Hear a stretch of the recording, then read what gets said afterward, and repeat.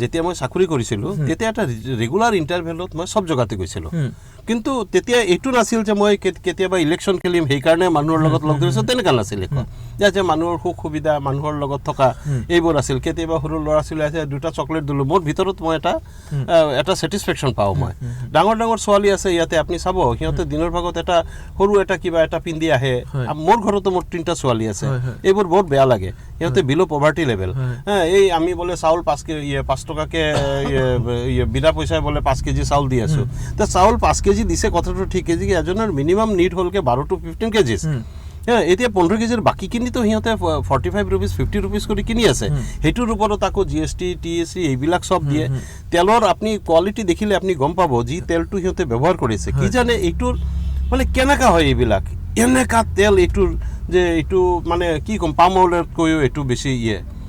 এইবিলাক তেল সিহঁতে ইউজ কৰি আছে ৰোগগ্ৰস্ত মানুহ কোনো চিকিৎসাৰ ব্যৱস্থা নাই আমাৰ আজি উদাৰবন হস্পিটেলতো আপুনি যাওক